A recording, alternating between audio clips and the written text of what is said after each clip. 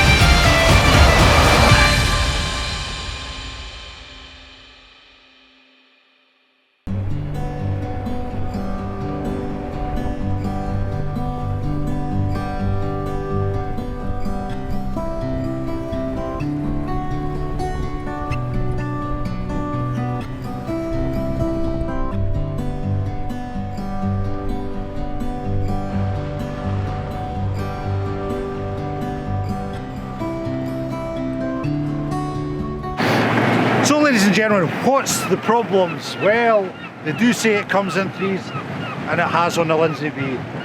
First of all, we're going to go on to the plotter.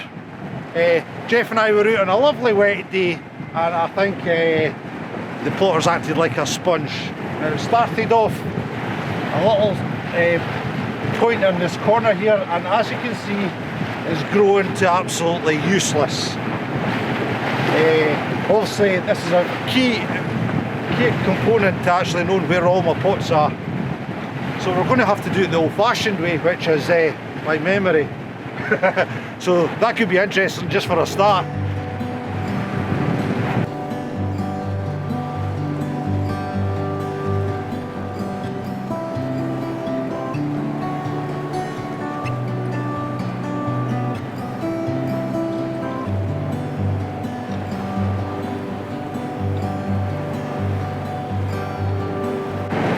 Right, ladies and gentlemen, our second and most biggest problem is there's a vibration coming from the engine.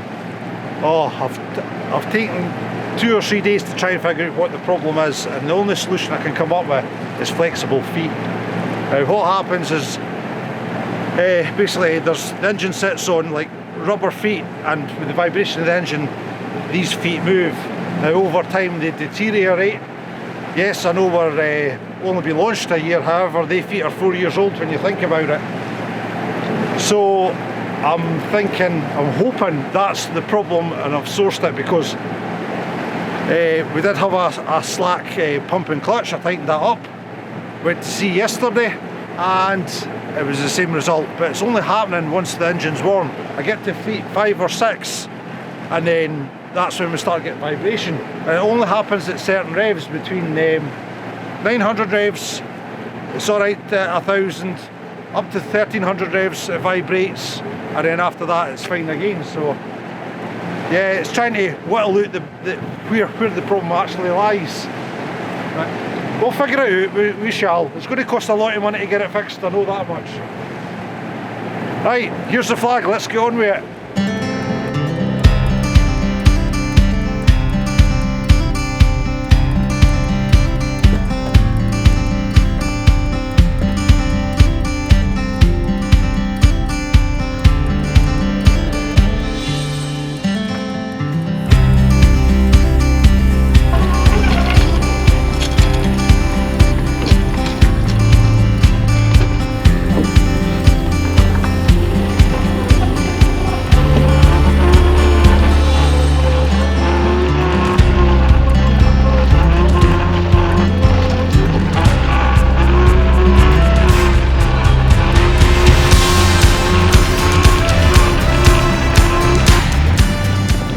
Pots that I pulled yesterday at White Sands, 3 out of 5 fleets were already hauled before I got there.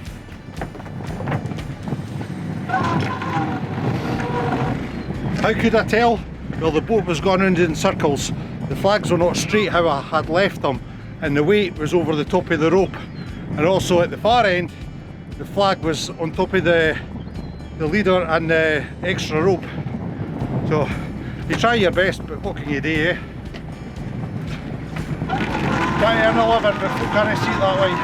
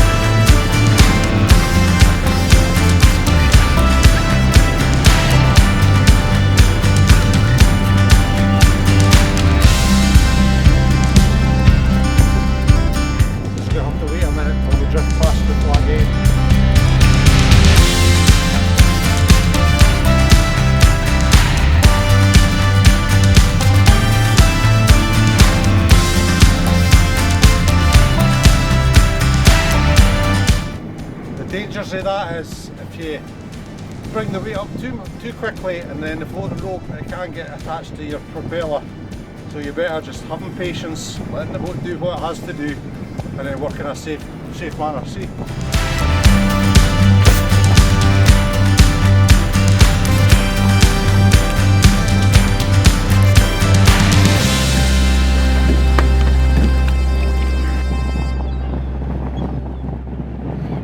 Who wanted to be a fisherman? Between MCAs, government legislations, weather, fuel, bait, no catch. Yeah, glad I've got an understanding wife, I can't that much. I think you need one at this job.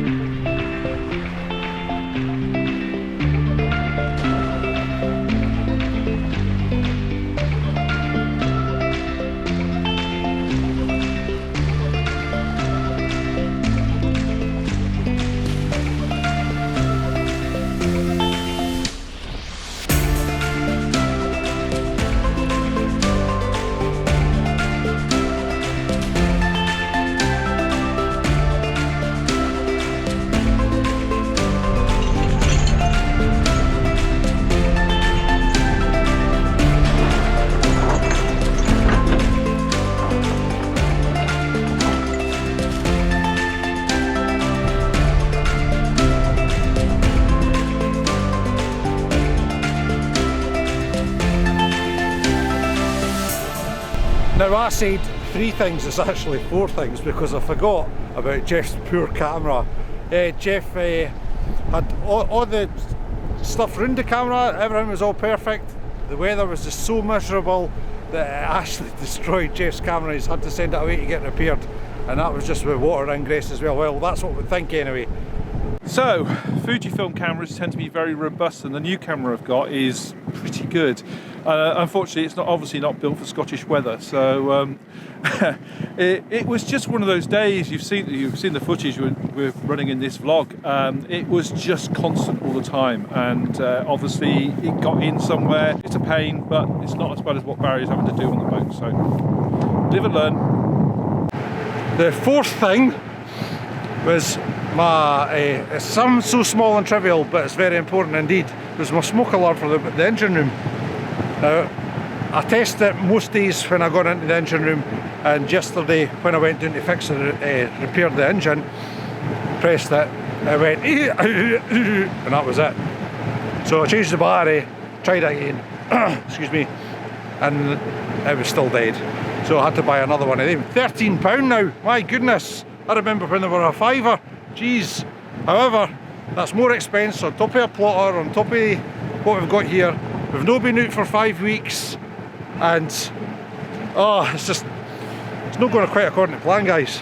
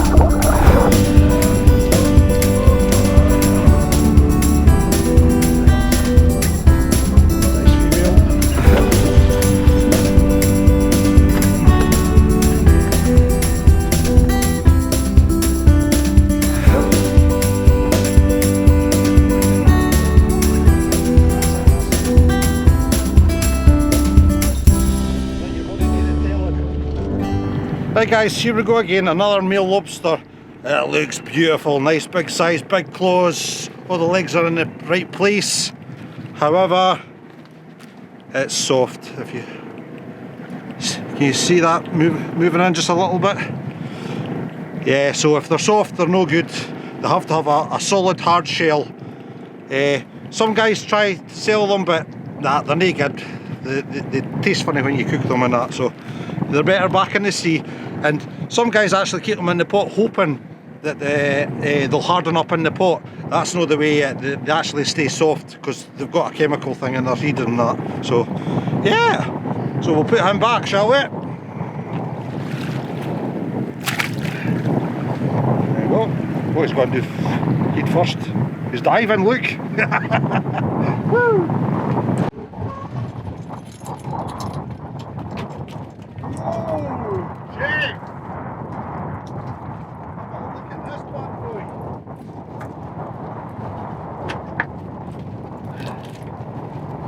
Now that is a lobster, male lobster.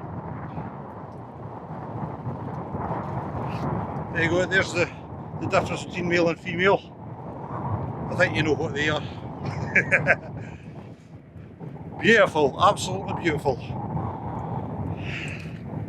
Do I keep them or do I V-notch them? How big is it past the gauge?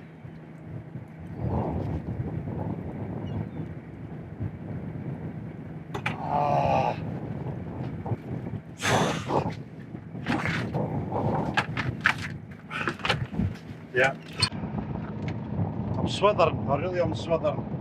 My buying balance says I need to 110, that's alright.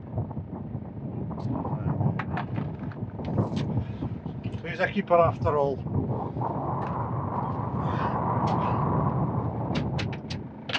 Damn, I don't like that. Big ones should go back because they're breeding stock. Ah! Yeah, I'm having a consciousness crisis here.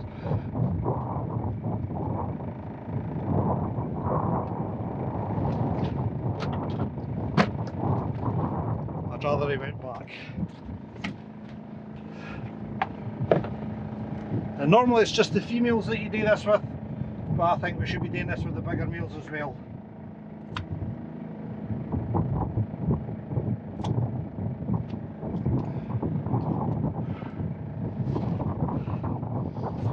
Right fella, away you go. We can give some more stock. Oh, can you imagine the comments now? What are you doing that for? Because that's what we do at One Man in His Boat. Right, let's see if we can find some more lobsters. Right guys, what we have here is a pipe fish. As you can see, it was trying to wrap itself around my hand. What these usually do is wrap themselves around the rope, and then when they come up on the creels, well, it's a wee wavy bugger. And this is actually quite a big one. Usually they're a lot smaller than this. So look at his lovely fins. He's trying to swim away, bless him. So we'll do him the honour and we'll get him away. Are you going to see me? Oh God! Get up, there you go.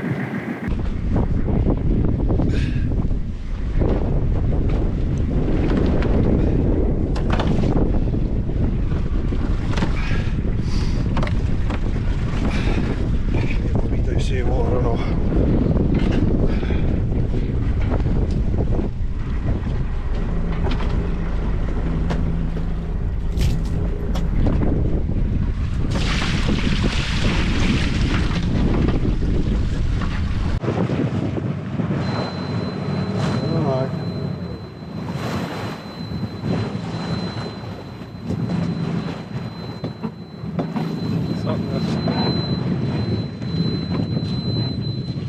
Stand at the back of the boat, son.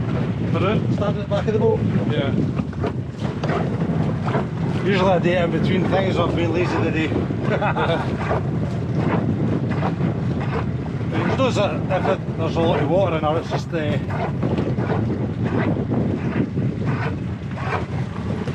alarms. For some reason, well, it's not for some reason, the alarm is lower than the pump itself. Yeah. So the alarm will go off first before the actual pump activates.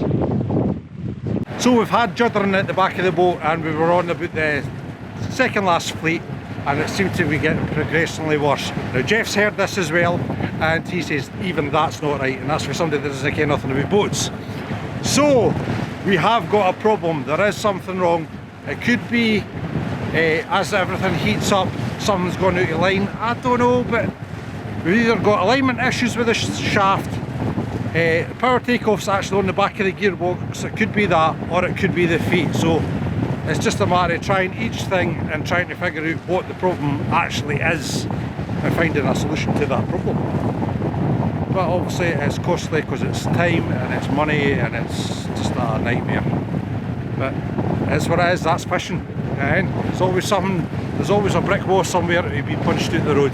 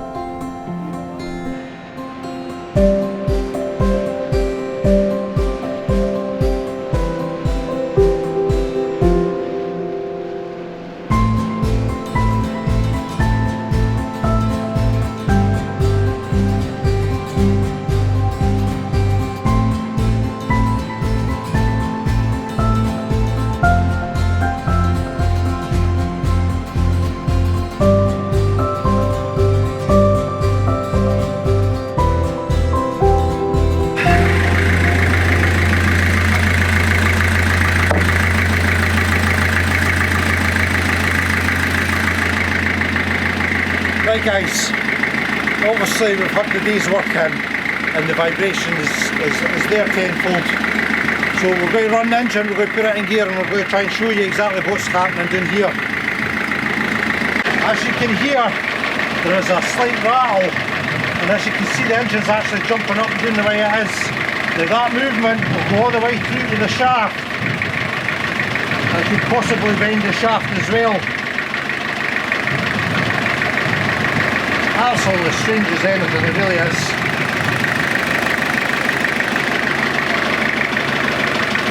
No. It should not be knocking like that.